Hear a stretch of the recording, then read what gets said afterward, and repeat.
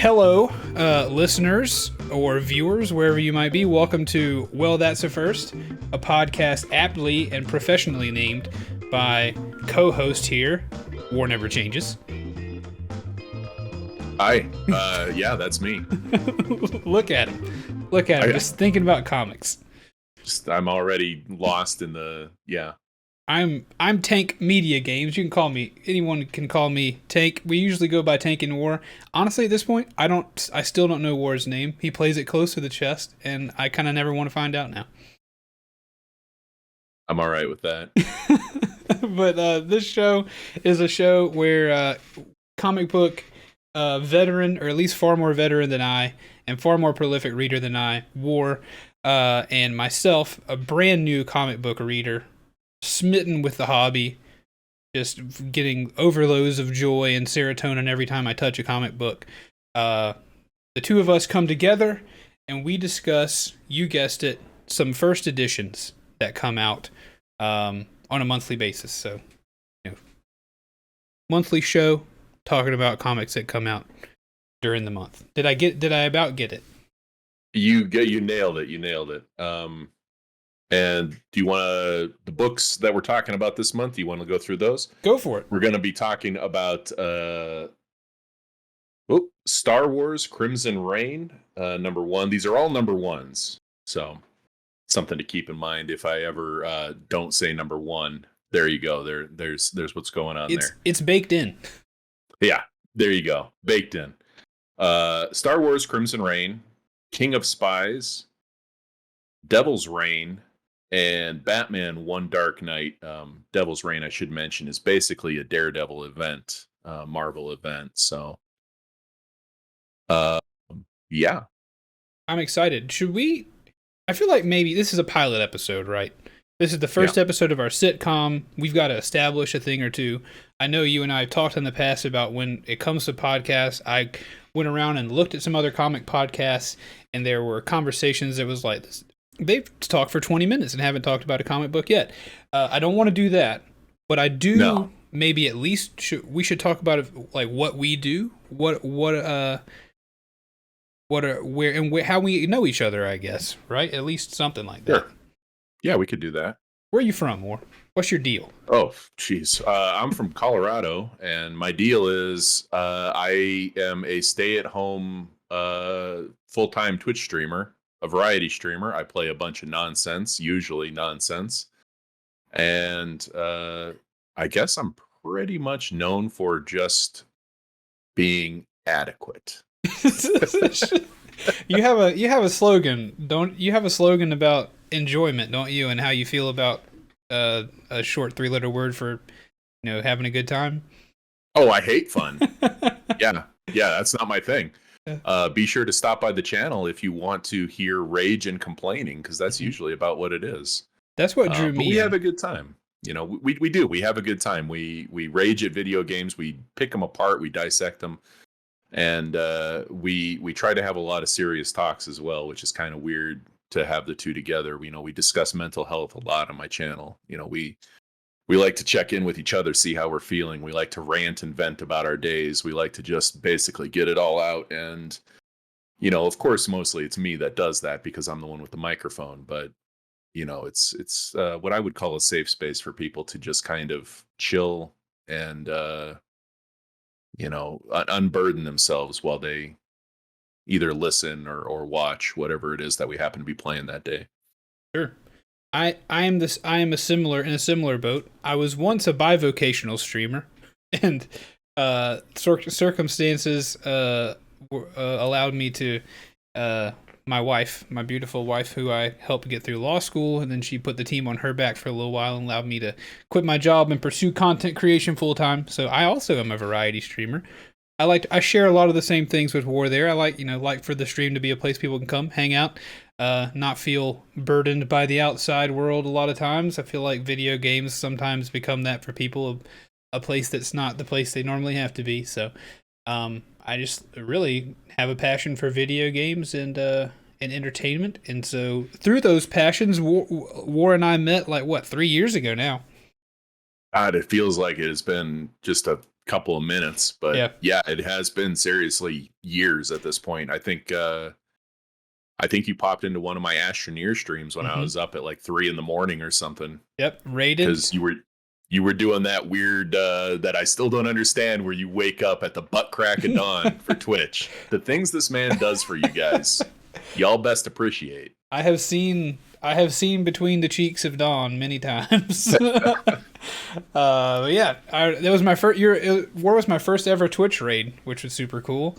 It's not always that you make a friend out of every Twitch raid. I know that's not the case, but it's cool that the first one we've been pretty much buddies ever since. And so now, at long last, War won't say it, but at long last, after much work and toiling and potion making and spell casting, he has convinced me to become addicted to comic books.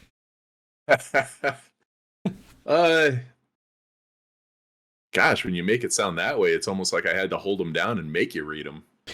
Not quite. It's just you being interested in it and being around me. It's like when a guy walks past you every morning with the same, coffee frappuccino thing. You're like, oh, that was pretty interesting. And then, like, after the 100th time, you're like, I gotta have one. And I finally tasted the sweet flavor. I suppose there is sort of a the water dripping on a stone, eventually splitting it in half, sort of factor that goes into a lot of those things. I mean, that's kind of how I ended up playing a lot of games that I otherwise said that I would never even consider. But yeah, that's kind of a good point. I don't know. It's something that since I gave up drinking, I'm not entirely sure what day it was. Sometime earlier this year, but since I needed something else to fill my time and burn my money on, because let's not pretend that comic books are cheap. When I was a kid, it cost $1.25 for an issue. Now we're up to $5, so $4 or $5. And so I just needed something to spend my time doing. I needed something to spend my time, something else to enjoy, now that I was pretty much always lucid. Right. And this kind of was a perfect gap filler. And then I just kind of wanted to talk about it with everybody who would allow me into their chat. And I'm sure I've annoyed the hell out of some people a lot over the last 6 months or so, but I've been trying to dial it back. Not me. We made a show. Look, it's here appearing before us. Also, should mention, as before we get into the comics I assume happening here in just a second, this show, if you're listening to it, watching on YouTube or listening to it via any podcast thing, it is live on both of our channels, which you can see here on the screen if you're watching, or War Never Changes, replace the second E. Yeah, with a 3, and then Take Media Games, no spaces. Warnev 3R changes. That's right. I love the way the text-to-speech lady says it. She's so smart, yet falls so short sometimes. Indeed. So we picked 4 comics, War. We did. First up today is Crimson Reign. It's a Star Wars book and stars Kira. You guys might know her as Daenerys Stormborn. She does look very, very similar. The artistry is it's very good. It's a very good likeness of her. Yeah, I'm gonna put that up on screen now. Yeah, I've got the cover of mine. I wonder, my cover is the one, or I guess we're probably using the same one, right? Where the digital ones, we're using a similar cover, same cover. So we see the Emperor, Darth Vader, and then Kira on the cover. Right. I'm happy you chose this one to be first, because I think I want to go ahead and get out something that I've been stewing on about this comic ever since I read it and preparing for the show. Okay. Lay it on us. I hated it. I don't like it. Dude, I don't care, man. I don't know enough, I guess. I guess that's the problem. I got to you can ask my wife, it was 8:45. I was sitting in bed reading this comic book. My head slumped over and the thing dropped out of my hands. I fell asleep. So, and don't get me wrong, I love Star Wars. I love the Star Wars world. I love the movies. Really love The Mandalorian, which is the probably the newest Star Wars content I've enjoyed. But I guess I'm just not deep enough in it to know anything about these people. You know, I can't say that I hated it, but it wasn't the favorite thing that I've ever read, and I'm definitely not adding it to my pull list. Right. I just didn't quite get what their goal was here, because you got Kira over here, and the overall plot of the issue is Kira is now in charge of, and I came totally prepared for this. She is now in charge of the Crimson somebody or other. The Crimson Dawn. Crimson Dawn, thank you. And their goal is now to overthrow the Emperor and Darth Vader. They're going to take down the Sith. Good luck. I'm not even sure how to follow that up with a joke or, that was, I mean, and here, I am on page, what page is this here? Page 6. The orphans or what? No, I'm page. Oh no, the page right before the title screen. Yeah. Okay. Or the issue name. Yeah. I'm on page 6 when Kira says that Palpatine and Vader must die so the galaxy can live. So we're 6 pages into this thing, and my first thought is they are going to do what it took all of the Jedi, basically. Right. They're just, what is so special about what was Kira? Because I only saw Solo once. Was she a smuggler? Was she just a scoundrel? I didn't know she was anybody. So I've seen all the big, act movies. The only thing I haven't seen Rebels, and I haven't seen the last season of Clone Wars. And whenever I saw this main character, I thought, oh, this is like my mom as a 20-year-old. Like just some random brunette with just like she's like a random lady to me. Like she looks the least cool of anybody of this group that she's standing in front of. Like what gives her the ability to try to take on the Sith? Like you gonna shoot him? I don't know. What makes her so special, right? Right. Yeah. She has gathered together many other crime families or crime, was it crime families or just other bounty hunters and scoundrels, basically? Yeah, like people who were like used and thrown away by the Empire, essentially. Right. And apparently because she worked with Maul at some point, she has this intimate knowledge of how the Emperor and Vader... I got to apologize. I feel like I have retained very little knowledge about how this all went down, because I could not wrap my head around the main plot point of the whole thing to begin with. Completely agree.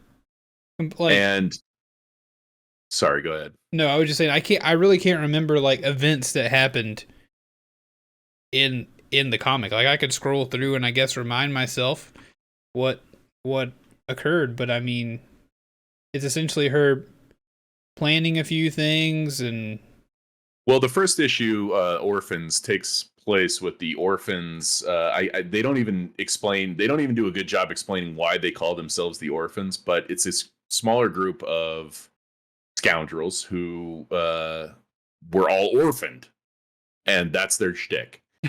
And the makings of good heroes, typically. Yeah. Darth Vader killed the parents of the leader of the orphans right in front of him. I had to swear an oath to him. I swear I will take no revenge, but she is going back on that, and she is going to take revenge. Of course. And so the orphans' first task is to infiltrate a facility where they blow some stuff up. I had a hard time. I had a hard time understanding what the point of that was, because I got distracted a page into it when the leader of the orphans comes out with 2 guns and then suddenly has no guns while she activates something on her wrist. And then the very next panel that she's in has 2 guns once again. And I got distracted by the art. Oh no. Where can I see this? I'm trying to come through. This is And on page 18. 18. Wish Yeah, these were numbered 17, in. 17 and 18. Yeah. Wish these were numbered. These were numbered where I could see the page number. Ah, I see. Maybe I see her with two guns. Yes, she put. Yeah, where'd the guns go? Yeah. Right here. Where'd the guns go? And this is something that that bothers me, just because I do spend a lot of time looking at the art of these things, because what's the point of a comic book if you don't look at the art? And I will tell you that the art in this book is very pretty. Yep. Like, everything is very well drawn, everything is very well done. But this one little thing really just kind of broke my brain for a second. And I spent more time looking at this and trying to figure out how she could have holstered both of her guns, or why she would have holstered both of her guns, just to press this button to raise these shields, and then pulled out her guns again. And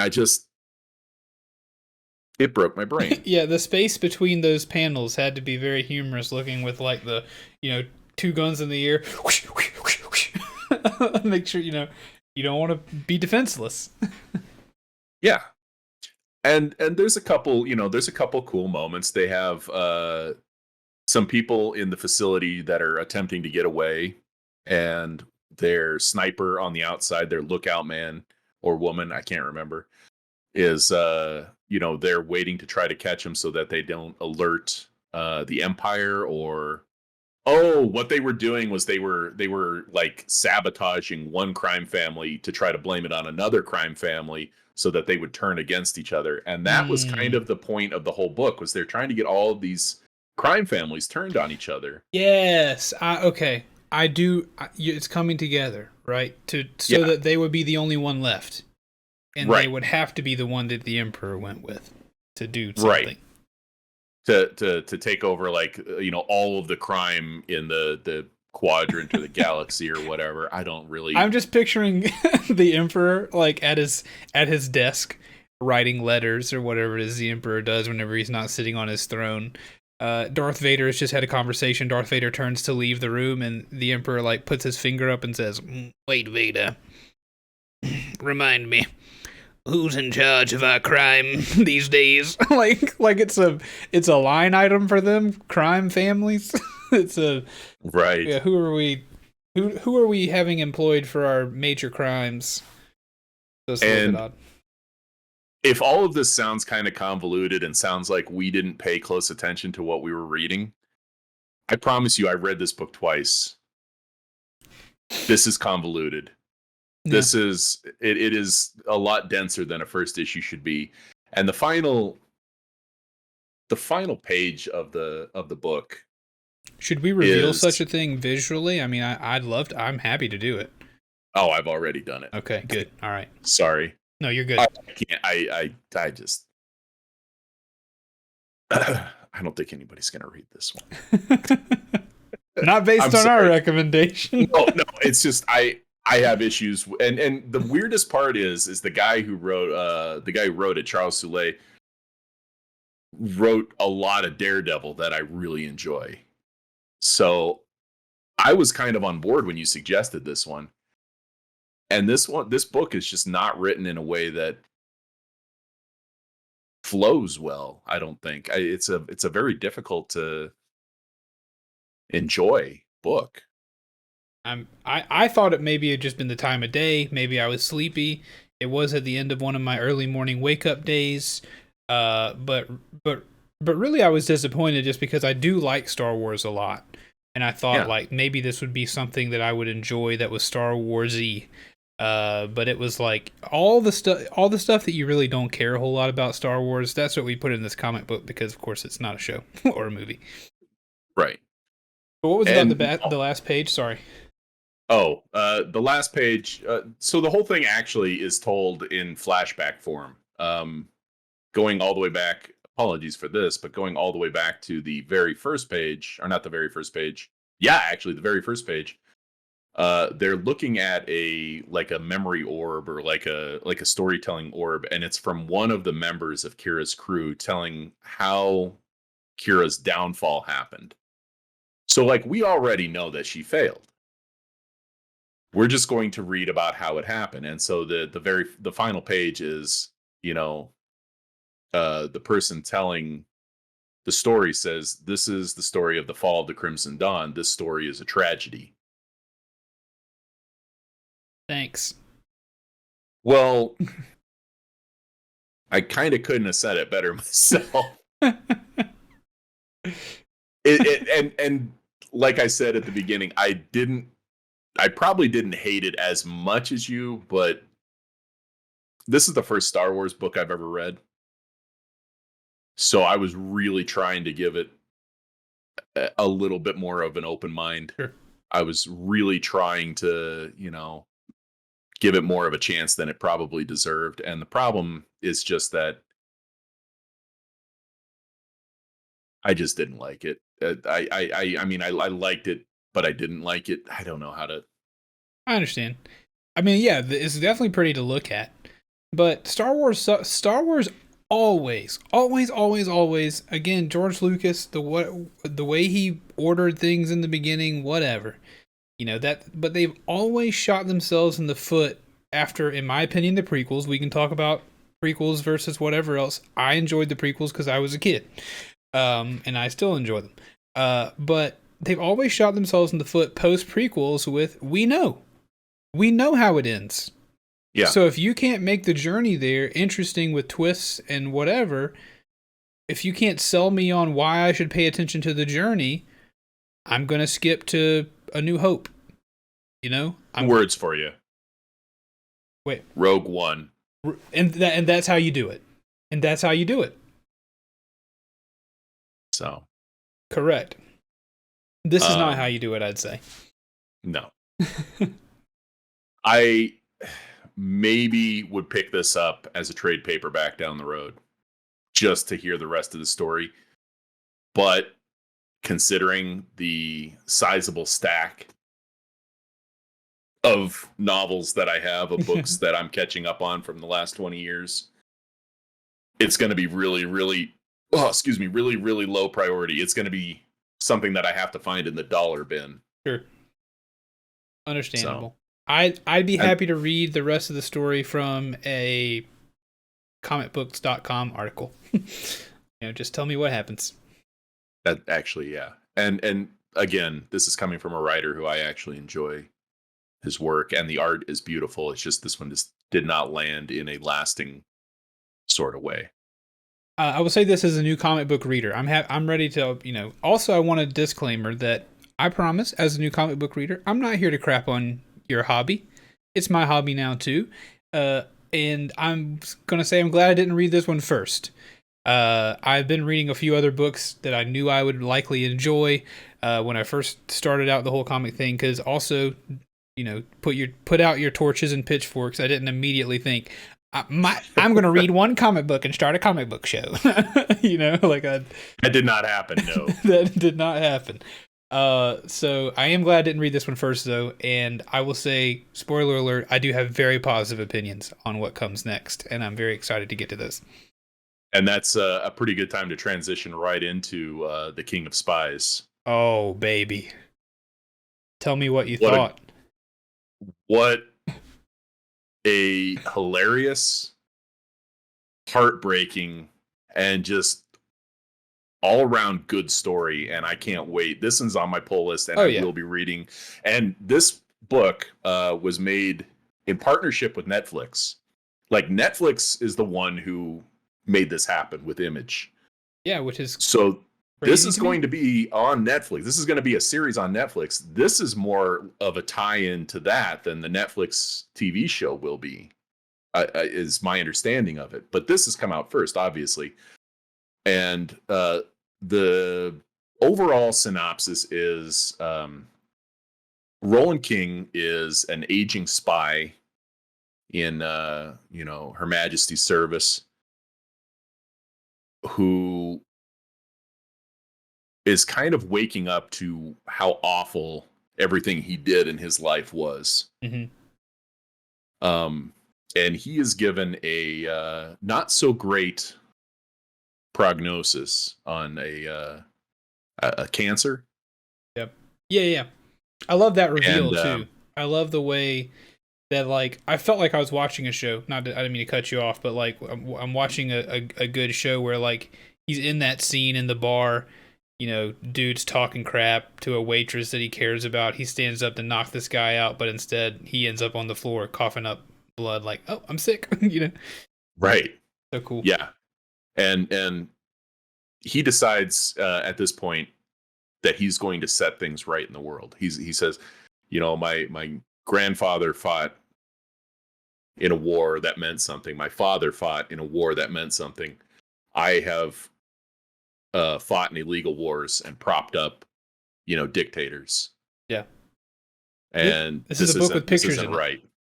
Yes. Yeah, and again, being new to the medium for me is like I'm reading it and I'm like, I'm in. This is a adult picture book and I'm so in with this tale. I want to know what happens. And real quick before we jump into any specific panels, I want to judge a book by its cover here real quick. Sure. The cover of this issue is so incredibly James Bond to me. Oh yeah. But in like a tragic James Bond, like you think of James Bond, you think of all of these things in their glory. The gin martinis, the cigarettes, the flag of England waving proudly. You look at the cover of this book and you've got tragedy. Yeah. You've got spent bullet casings, you've got a half drank whiskey, you've got, your pack of cobs sitting there, and you've got the flag bleeding over the edge of a table. And it kind of gives you a pretty good sense of what's to come. And then the book starts out in a very James Bond sort of way. Except for one detail. Yeah. The man jumps off a building and falls into an ambulance and survives. I mean, the embellishment of the first, I don't know, 15 pages or so, 10, 15 pages. Page 3, War. Page 3? I'm going to spoil what happens on page 3. This man lands in an ambulance, or maybe page 4. This man lands in an ambulance. Yeah. Where a woman is giving birth. Him landing in the ambulance causes her to freak out and fire the baby out of her body. But that's not enough, because after the baby, everybody knows babies are attached to moms from the baby cord. And don't worry, how are we going to get the baby cord separated? We're going to shoot it. We're gonna just shoot the umbilical cord to separate the baby from its mother as a job well done. You're welcome for helping you give birth. I gotta get going. This is how we leave. Congratulations, by the way. Yeah. Like, this is very... So I think from what I read, the whole Netflix deal, and this Mark Miller, I think, is the guy, is the writer or whatever, he's associated with the Kingsman. Is that correct? That sounds right, yeah. Yeah. So that's when I first initially got very Kingsman vibes. That sounds like a very Kingsman thing to have happen, something so absurd and comedic, which I don't know. I mean, I still go buy the book, please, and read it. I'm not going to ruin the whole thing for you, but I feel like if we're going to have a podcast talk show where we talk about anything that happens in this book, a woman giving birth and then having the umbilical cord separated by a pistol shot is something that must be discussed. Yeah. And the whole, that is just one part of the opening sequence. The opening sequence of this book is embellishment on embellishment on embellishment. It is the kind of thing that an aging spy would tell you happened, even though you know damn well it did not go down like that, because any number of these things that happens to him would kill him in an instant. Right. He sets a bomb on a highly flammable train car, which then just blasts him across a field and over a fence onto the hood of a taxi, where he is then able to get a ride to follow an airplane. I love in movies where there is a land vehicle and the driver is requested to follow that plane. Yeah. I love it. It's truly just remarkable storytelling, because it's the kind of thing that you would expect from somebody who is past his prime but doesn't want to let it go. And then the turnaround, like Tank said earlier, when he's in his favorite club and one of the patrons is abusing the waitress, and the turnaround from that point to where he ends up at the end of the book. And yeah, I don't really want to discuss the end of this one either. Yeah, let's not. Because it's definitely worth a read. But the turnaround takes it from this absurd, storytelling, this absurd, back in my day, I was, this kind of spy, to things are real now. Things just got real. Yeah. The gravity of the last few pages is incredible. And I'll admit, this is probably the one comic book that I've read so far in the tens that I've read, 20s that I've read at this point, where I was like, this is different than a superhero comic. I really do want to give this kind of a different, more serious look read or whatever, because the source material is not Radioactive Spider or that of Electric Eels or whatever. And I'm glad I did that, because it is like as a medium, it is pedal to the metal all the way, right? You only have 25 pages or however many pages you get to tell a story, convince me, and hook me. And so you kind of have to really, I think maybe that's part of what I try to do maybe when I look at these, like you're talking about, scrutinizing the art a little bit. Like when he's sitting in that club, like, there's going to be some slow panning shots. There's going to be some zooms. There's going to be some, like, dramatic music over different things. You're going to look over his shoulder and see the guy there. And so maybe doing that in my own theater of the mind to slow down the book to really sell these emotional moments is something that I tried to do. And I'm glad I did, because I'm hooked on the story, even though it is pedal to the metal all the way. And the art of the book too. What's the man's name who does the art? Oh man, I can scroll back to the beginning. Matteo Scalera. Mm. It is. I'm gonna have to look up this guy too, because those slow panning shots, those kinds of things, the art is done in a way that really lets you visualize exactly what you're describing there. Yeah. And everything from the absurdity of the first, half dozen or dozen pages to the seriousness of the rest of it is captured really, really well. The art in this book is phenomenal. There is one, maybe I'll just describe the panel, that way I don't, reveal what's happening in it or whatever. I don't remember what it was. Maybe you'll remember it. But there's a scene towards the end, I think, where we're in that club and he's still thinking about what's going on. It's after he's gotten this diagnosis, and he looks in a mirror and sees a guy behind him, and I thought that's exceptional effort at artwork. To like, you could just, there's 100 ways to communicate there's a guy behind me I want to look at, face on, look at. You could just have a shot of like on my face and I'm looking back and you see the eyes look back towards someone behind you. But there's a panel where he's looking in a mirror, and then in the mirror is depicted, you see the guy. So you see on the left side of the panel, I think, or maybe the right side, you see the back of Roland's head. And on the right side of the panel, you see his face, and then the guy's behind him. And that may be standard fare for comic books and mirror looking, I don't know. But I just thought that was a really, really cool panel. And something that was a tier above what I expected in this spy comic book. Right. I can't find exactly what you're looking at, but I feel like I remember it in there somewhere. Here, I'll see if I can. I'll look in it in my physical copy. That way, I can. If I don't want to scroll past anything that will, I might could get to it quickly. While I'm talking about that, though, do you have any memories of the Queen of England's face in this comic book? Because I can pull that up. I can find her real quick. Hilarious. She has a hilarious face.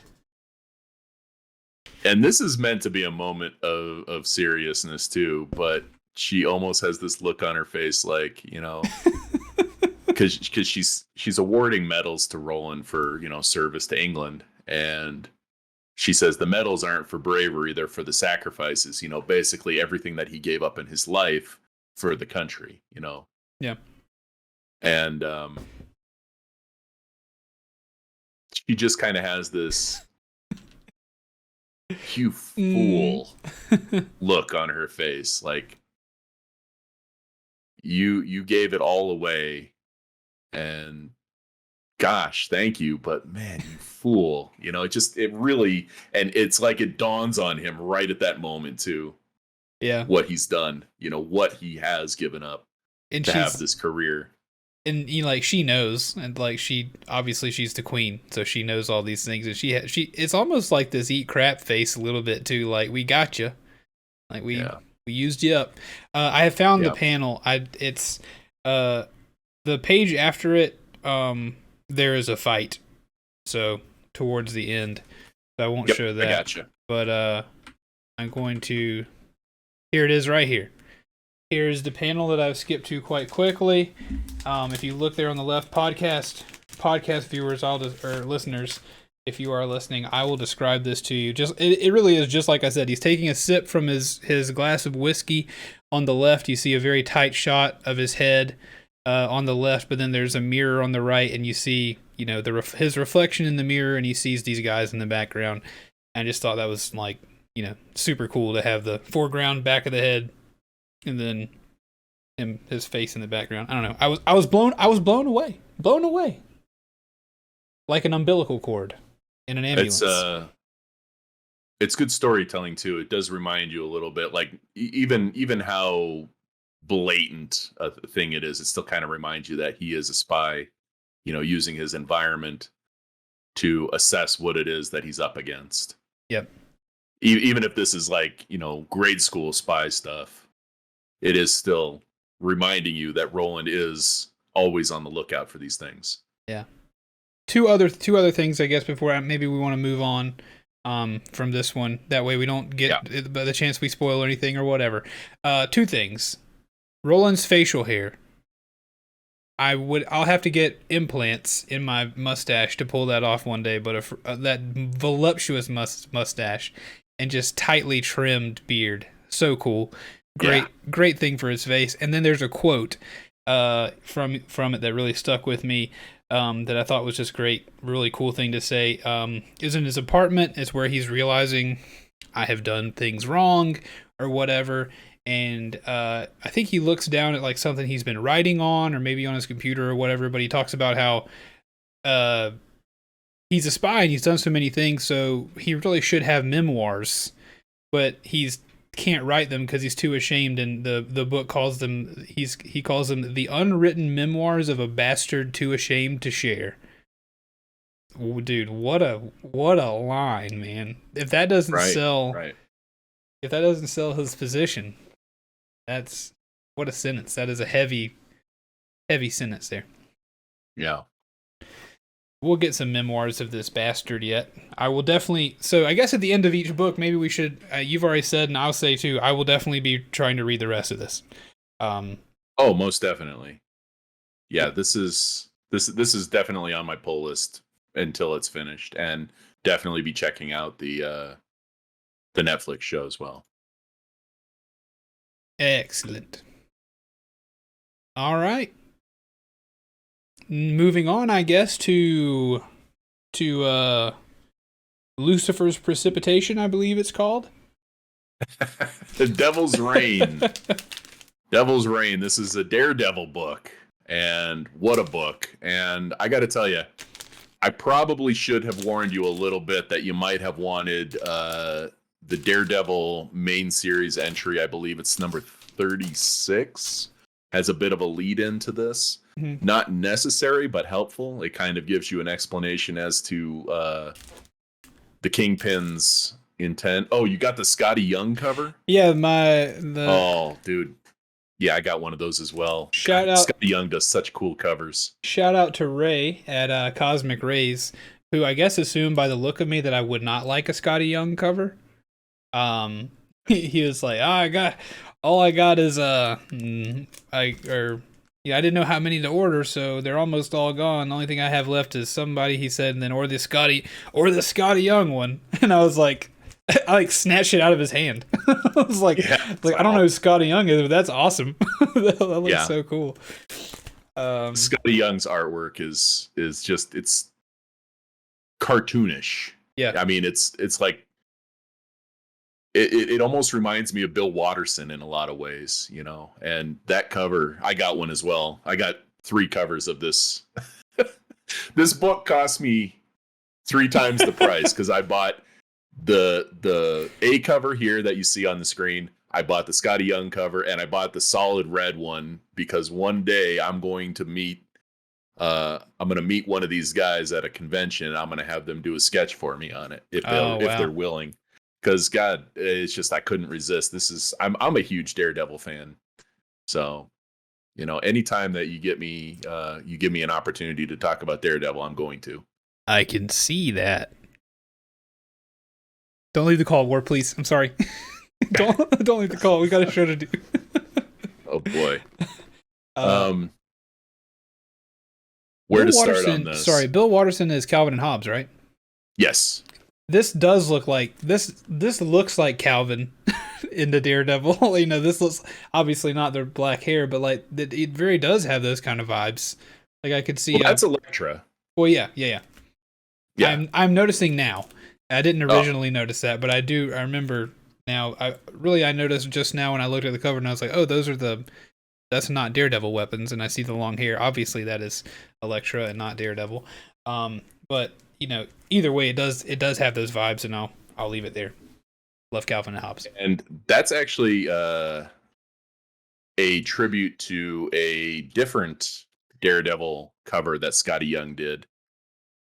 It is Daredevil Annual #1 from what year? You know. Anyway, I'm sorry. Go ahead and. No, you're good. You're good. I enjoyed it. I am a Daredevil fan in that I enjoyed the Ben Affleck movie. Again, no need to stab me with the pitchforks. I was a child. I thought it was cool. Very much love the Netflix show with Charlie Cox. Absolutely. Great Charlie program. Cox is such a good Matt Murdock. The only shame, I think, is that you spend so much time with him not getting to use his Daredevil costume. Spoiler alert. There's 3 seasons, and in my opinion, I didn't get to see his outfit enough. Which I love the Daredevil costume, so. At least we didn't have to see the yellow Daredevil costume. True. Although my local comic book guy did defend the yellow costume, in that Matt Murdock has no idea what he looks like. True. So he doesn't care. So maybe the yellow costume wasn't such a bad idea and kind of fitting, and wasn't really that out of nowhere. Sure. I can see that. I've never seen the yellow costume, didn't know it existed, but of course hearing yellow Daredevil already sets my brain ablaze with the idea that I don't want to see that. But as a Daredevil fan, tell me how you felt about this comic book, and I will talk about it as someone who wants to become more of a Daredevil fan. I'll find a way to jump into new issues. I thought it was fantastic, and I thought that it is really setting up. It's a big arc, and it's going to have it's going to have issues with Devil's Reign. It's going to have an Elektra issue. It's going to have Villains for Hire. I'm not entirely sure who's involved in that. It's going to have a Winter Soldier issue. There are going to be a few others. I want to say Spider-Man is involved as well. It would make sense. Daredevil and Spider-Man have a really close relationship, throughout their lives. Probably Luke Cage and Danny Rand are going to show up as well, because why wouldn't they? Talk to me about Danny Rand. I'm a low-level Marvel Comics just getting in. Who's Danny Rand? Iron Fist. Iron Fist. Gotcha. Okay. Yes, my bad. And the idea of a Daredevil event that brings in a good chunk of the MC, I was about to call it the Marvel Cinematic Universe. Whoa, everybody calm down. Calm down. It brings in a good chunk of the Marvel Universe is, or at least, if not the Marvel Universe, at least the Marvel street level heroes, the guys like Iron Fist and Luke Cage and Spider-Man, the guys who don't like battle on a galactic scale. This is something that really I can really get into, just because it's always about the galactic threats. Yeah. It's always about the Captain Americas and the Iron Mans and freaking, it's always about the movies and the massive, universe altering events that go on. And so I can really get behind something smaller like this. And a good chunk of this book has to do with, am I looking at the right one? Am I remembering the right one now? I might be thinking of the previous Daredevil issue where where Wilson Fisk gets married to Typhoid Mary, Mm. who's an insane person. Never heard of Typhoid Mary before, but except for like in history. Typhoid Mary is from Daredevil's Rogue Gallery, and she is a bona fide bad guy, Gotcha. a psychopathic murderer. She Cool. is perfect for Wilson Fisk. She is perfect for the Kingpin. They were made for each other. I probably should have gone through this a couple more times before we read it, but I was really into this. Oh, me too. Is all I can really say about it. I can say the same. I say the same thing when it comes to like the street level heroes, with the exception of Tony Stark is in this one, as well as Captain America is in this one. Fantastic Four are definitely not street level, but right. But it feels very street level. I could see this becoming like, maybe not since the Avengers are kind of over as in the MCU, but I could definitely see this being MCU fodder eventually, especially with recent developments in some of the films, which I will not talk about here on this show. Still haven't seen it. Oh boy, you gotta go see it. You gotta go see it. You gotta Couple go of see days. it. Yeah. But you sent me the cover. I was worried I got a DM on Discord. I was like, oh no, everything's gone. I love that. That is amazing for that Daredevil cover. That's the original Daredevil cover. But yeah, I am a sucker for the street level Marvel heroes. That's why I love Spider-Man. I could tell you why I love Spider-Man till the cows come home, even though like you just started reading Spider-Man comics. I've been in love with Spider-Man my whole life. And I can tell you why forever, and part of that is the street level thing. He's your friend. It's in the name. He's your friendly neighborhood Spider-Man, right? And of course, in the MCU now, he's battling galactic threats and whatever. But the same way with Daredevil, I like Daredevil from a distance, not knowing a whole lot about him, but knowing from the show and everything, is that he's a dude. He's exceptionally strong and well trained, just because he is a well trained man. But as far as like super strength and super speed, he's only has that trained into him, if I'm not mistaken. His superpower is his echolocation. Right. Basically, yeah. The radioactive isotope that burned out his vision heightened his other senses, so he can hear probably a couple miles away on a good day. He can smell everything everywhere. He can, just everything is amped up to 100. And the rest of it, is training. He trained under Stick, who was part of an order called the Chaste, whose purpose is to defeat the Hand. And we all know the Hand, the evil organization bent on world domination. I'm not entirely sure what the Hand's motives are from time to time. They seem like sometimes it's just out petty murder, like They're just assassins, and other times it seems like they're looking to take stuff over. So I'm not entirely sure what the Hand's motivations is at all times, but the Chase sole purpose was to defeat the Hand, and he trained Daredevil.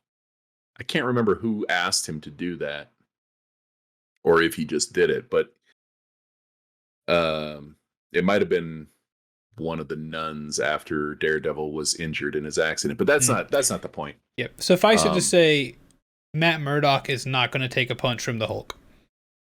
Right, more than likely. He has. Okay, never mind. Yes. It's all. He has. It usually doesn't go well for him because Matt Murdock is, he does not have, super strength or super healing or anything like that.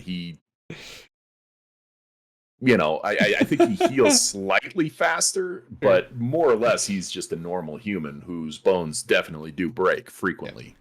So suffice it to say, then instead, to get back to the point, is that I do like seeing these street level heroes all in the same place, whether they're locked into the street level category or not. It's nice to at least see him on the street. Yeah, um, Even Captain America, who at one point is just like randomly saving someone from a burning building. I didn't know that was Captain America things that he does, but I guess in this comic he just sometimes roams around fighting fires. But the plot of this one, at least in the beginning, this event is that Wilson Fisk is now mayor of New York City, yep. and of course, what does Wilson Fisk, after having so many, you could put it, you give you three guesses. You could guess the first thing Wilson Fisk does as mayor of New York City when he becomes mayor is he's had a lot of trouble with superheroes in the past. Outlaw superheroing, right? Makes sense, right? And then how do you outlaw superheroing? You can't make the police enforce it. Well, you've got good relationships with a lot of supervillains, employ supervillains to enforce a no superheroing law, and you have your next 5 MCU movies. Yeah. um, Um, the lead into this is Fisk on his honeymoon with Typhoid Mary at their cabin wherever. He finds a safe with some files in it, and one of the files says Daredevil's real identity, and he opens it up and it's nothing, and he can't understand why. Now, to go back even farther, probably I would say maybe 100 or so issues of Daredevil. Uh, the Purple Man, you know him from Jessica Jones's Killgrave. I If you don't watched that show, I don't know him from Jessica Jones, but he is like her villain, right? right, right. I think his first appearances might have been in Daredevil. But the Purple Man, his ability is he has like a virus that comes out of him, and he says something, and you do it. Yes, yes, yes, yes, yes, Well, yes. Played by David Tennant in Jessica Jones. exactly, yes. Okay. The Purple Man had some children who have the same ability. Well, ages ago, Daredevil was outed. His identity was known to everyone. Everybody knew who he was, so he decided to lean into it and just kind of, I'm going to go ahead and be Matt Murdock / Daredevil, and that's my life now. And it turned out poorly. Of course. So the Purple Man's children, I still haven't actually gotten to these issues myself in my read through of Daredevil because there's so much Daredevil to get through. I'm close. But the Purple Man's children have basically infected the entire world and told the entire world to forget who Matt Murdock is. Hmm. So when Wilson Fisk opens up this folder and sees these blank pages that are supposed to say Daredevil's identity, he's confused. Because sometimes you have no recollection, and sometimes you could see a picture of what or words on a page, and you'll have no idea what's going on there. And that's what's happening to him. So Fisk flips out. He wants to know what's going on. He confronts Daredevil over it, and ultimately he goes and breaks the Purple Man out of confinement, which is really going to kick off this event. I mean, if you can imagine a guy with his kind of ability and Fisk, Yeah. We're going to have a bit of trouble trying to Zebediah, understand. right? That's his name. Zebediah, yeah. Zebediah. No spoiler. Never mind. I was about to make a joke that was going to be too spoilery, but I'm not going to do it. Not going to do it, people. I'm not going to do it. I'm not going to do it. I thought that was super cool. I'm loving the Wilson Fisk content. I enjoyed him in Daredevil, and great. You people got to go watch some of this new stuff. Dang it, because I'm hamstrung with what I feel like I can talk about a little bit. But I want to see more Wilson Fisk. I think it's interesting, with the MCU, that the only Wilson Fisk we've ever had has been in the one Daredevil show. When for me, growing up in the cartoons and stuff, he was a prominent villain. So it's enjoyable for me to see like Wilson Fisk as the prominent villain in Devil's Reign, and I'm excited to see how that works out with all of his goofing. And one thing that I always like to look for, last thing probably before we go, because I think we're running a little long on the Daredevil bit, Sure. Is just a few pages in. I'm at page 5 here. I love looking for how big they draw Kingpin. He's so big. He needs to be drawn massively. And every time that I see him drawn in a book and he's not massive, and I'm talking massive, like, a Mack truck to a smart car Yeah. in terms of comparison, him to everybody else in the world. And I think that Vincent D'Onofrio plays this pretty damn well, He too. does. Yeah. He does a very good Oh. portrayal of it for sure. But he's huge. He's huge. Take a look at the screen if you're watching. He is, at least 2 heads taller than anyone he stands next to in this book. He's an absolute boulder of a man. I could scroll through this whole book and ask you, who's that? Who's that? Who's that? 100 times. Even finally reading through Spider-Man, the comics now, I can see a few people that I'm beginning to recognize and stuff. But suffice it to say, I do like Marvel superheroes a great deal, and I will definitely be following this until the end as well. Yep. Speaking of following things to the end, professional segue from a professional man. We've got one more book to talk about. One more, everyone. Here, let me just scroll through this really fast. That way you don't see what happens. And then, I guess if you wanted to go back and pause things, we have Things Are Getting Dark, everyone. If you're watching the show live, you may notice that your power has gone out as you watch the stream. You may notice screaming and crying from the streets. You may notice a tingling on the back of your neck because we are in for one Dark Night War. Yes. Oh boy, this one.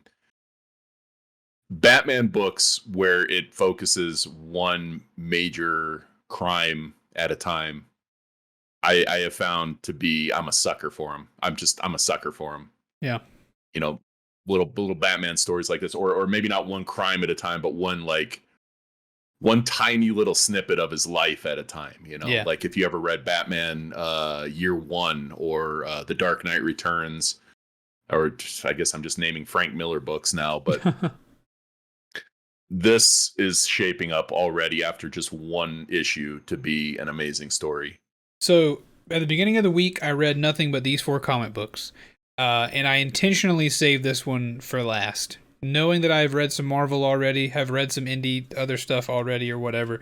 But I saved the Batman comic for last because I was like, if anything is going to just feel like what should get you into comic booking, surely Batman will do that. In my brain, yes. Batman is one of the crown jewels of comic books. Whenever you die and go to comic book heaven, it's quite possible that Batman sits on the center throne. And that's having no knowledge of how good the Batman comics are, but just the prolificness of Batman material. He sits upon a throne of media. And I saved it for the last. I want to save what may be the best for last. And quite honestly, out of these 4, I think I did. Yeah. This I agree. And I say that as a huge Daredevil fan. This was definitely the best of the 4.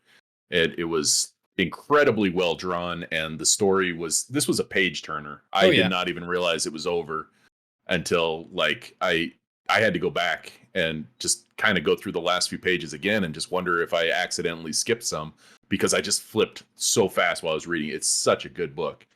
And I think both the story and the art is both done by Jock, who I'm not familiar with a lot of his other work, but I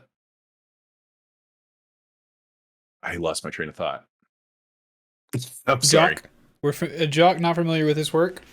Not familiar with his work. Oh, but from what I hear, this is kind of his forte to put out quality stuff like this. And it's an event, right? It's not it's not going to be a weekly thing. It's not a month or a bi-weekly thing. This is a kind of like the Daredevil thing. It's going to be 5 issues and done or something. Something like that. I don't know how many for sure, but yeah, it is not going to be an ongoing, forever and ever series. It's just going to be probably like maybe 5 or 6 issues. Yeah. I mean, One Dark Night, it's in the name, obviously. If you're judging books by their cover and their titles, they're trying to communicate to you probably that this book is about one evening, one 24-hour period, and it's going to be dark. And it is dark. And Before we talk about necessarily the plot, I do want to mention, since I've scrolled to this page, one of the coolest things about this book that super sold it to me is that on two different occasions there is a map. Oh yeah. There is a map that shows you what the plan is for the evening, and then later there's like a tactical map that shows you how everything went wrong. Yeah, and wrong it went. And it's essentially like Batman's. Like, if Batman were to pull up his hollow wrist computer and look at his map, this is what he would see. These are, at the end of the book, it's like, these are the threats. These are what we have to accomplish in this book. And I thought that was the coolest thing. It felt like I was weirdly at the beginning of a very good video game. It was like I was sitting right on the streets of Gotham during the Arkham Knight video game, which I think is very good. People say bad things about the Batmobile things. I say, give me more. Like, why do you not like shooting things with the Batmobile? Okay, because the tank was the Batmobile tank thing was terrible. No, disagree. Yes, is objectively terrible. Objectively. Warren. Objectively. I guess you get to drive. I guess you get to drive more real life Batmobiles than I do, War. I mean, some of us normal people don't get to go around driving Batmobiles. So whenever I get a chance, I like to eat it up. You know, that's fair. No, that's fair. They dragged on. They were unnecessarily difficult. They were unnecessarily frequent. Hey, but okay, if it could be trimmed, I guess. Okay. But I'll give it to you. I'll give it to you that it did have some enjoyment early on. We've brought him down from objectively terrible to it did have some enjoyment, and that's all we were trying to do. But anyway, the maps made me feel great. I loved it. But back to you, Mr. Bruce Wayne Money Batmobile. Probably has 3 in his garage. Just driving around my Batmobiles all the time, and so when I get to be one in a video game, I just hate it. Yeah. So the synopsis of the book is there is a prisoner transfer from Arkham Asylum to Blackgate Prison of the villain EMP to a new holding cell or room or something that can more readily deal with EMP's powers, which is that he absorbs power and then uses that power to, EMP. Kaboom. He can shut things down, with his powers. He is, and then this is where I think some of my ignorance of the DC universe is going to kind of come through. I'm not terribly well read in DC, and I have asked the comic book guy to help me with that. So hopefully, he will steer me in the right direction in the future. Wherever your DC holes are, mine are gaping seas across which to sail. So we could try to compartmentalize and just go with what we've got. Yeah. So anyway, during the transfer, of course, everything goes wrong because why wouldn't it? The local PD in everything is inept, and there are a group of a gang of somebody, I can't remember who they're affiliated with, but they attack the convoy, and I think they're actually trying to kill EMP. Not entirely sure. I didn't think that was the case at the beginning, but by the end, I do believe they were making an attempt on his life. And Batman shows up, and they think, hey, we can get 2 for 1. And so basically now Batman is taking EMP to Blackgate on his own through the city, and the power goes out in the entire city. Yeah. If that ain't a recipe, what do you do with that? Yeah, if that ain't a recipe for a Batman story, I don't know what it is. Exactly. And go ahead. The classic, like, all right, wait here. I got to go clear this area out, like a spooky bat boy. I'm going to go do that. We're going to get our Batmobile back online, maybe. I'm down. I'm very down with it. It felt very, now, again, people who love comics, I don't know how you felt about the Christopher Nolan Batmans, but this feels Christopher Nolan Batman-y to me. Gritty, up close and personal somewhat. We had a rocket launcher blow a truck open, and then at a certain point, Batman is running through the city trying to stop an explosion. The lights go out, and now we are in the dark, and with nothing but our fists and the ability to carry a villain. And it felt Nolan-y to me for some reason. Definitely very gritty. There's also a side story, more of like a political struggle between the I don't know if she's the commissioner or the warden of Blackgate, or what her story is between her and Gordon, Jim Gordon, who is, maybe he's the commissioner. I lose track of all their titles so quickly. Gordon is, I think he's Commissioner Gordon, so he's the commissioner, of the GCPD. In this one? Okay. And she's like, if not just like the warden of Blackgate Prison, she's like, she's oversees all of imprisonment in Gotham City or something somehow. And it is communicated from her as well that she does not like Batman as well. Head of the Prison Bureau of Gotham City. Here it is. Yeah. So we're going to see more of the power struggle between Gordon and Vasquez as the issues go on. This one is 100% on my pull list. Oh yes, without a doubt. Like, yeah, absurdly. And, I wanted to sprint to the store for it, the next one, but not till February. Yeah, this one's got a little bit of a turnaround on it. One thing I want to talk about, one thing that I definitely want to see more of, because I'm curious why they would focus on this single young child on page 26. Yes. What is the story with him? You actually see him a little bit in this scene here. His eyes are glowing red. I don't know if that's a stylistic choice. It doesn't seem to happen to anybody else. But he is mentioned again toward the end of the book, and I'm curious to see what's going on there. Very curious as well. I did slow down. I mean, like you said, I ate the book up very, very quickly as soon as I started it. But I was like, are we trying to communicate you're just seeing EMP, and it's very affecting to you, and that's why your eyes are glowing red, like that's a reflection, or is that something else? And it looks like it's very much something else. And I don't know if he's somehow related to EMP or what's going on. I do not know, nor do I have enough evidence to make a call. But who freaking knows? This is a book that has got me, jonesing for some more. That's for sure. And I'm glad Batman did that to us, right? Because we had been talking about DC, talking about the DC holes in our knowledge before, and hoping for something that something DC that would just make us want to get into that DC knowledge a little bit. So at least this will be something. I don't know if I'll be able to fully convert and love all comics everywhere, but this one is good. Yeah, definitely. So I think what else do we have? Or what are you thinking? I've got nothing else to add. I know we're running a bit long, so okay. Well, I think it was a good month. And there were still several issues, several number ones that we didn't get to. So yes. Or that we couldn't get to. I mean, as you can tell, even. Do you have any off the top of your head that you would like to mention? Miss Marvel. Without a doubt, Miss Marvel. Yeah, Miss Marvel, a new Miss Marvel series started last Wednesday. And I'm thrilled about that because Kamala Khan is one of my favorites. So yeah, she's great. I would love to learn more about her as well. But I refuse to play that Avengers game until Square Enix makes better superhero games. Come on, y'all. That Spider-Man swinging is an embarrassment. It is an embarrassment. If you're listening, we have thousands of people listening to the show live.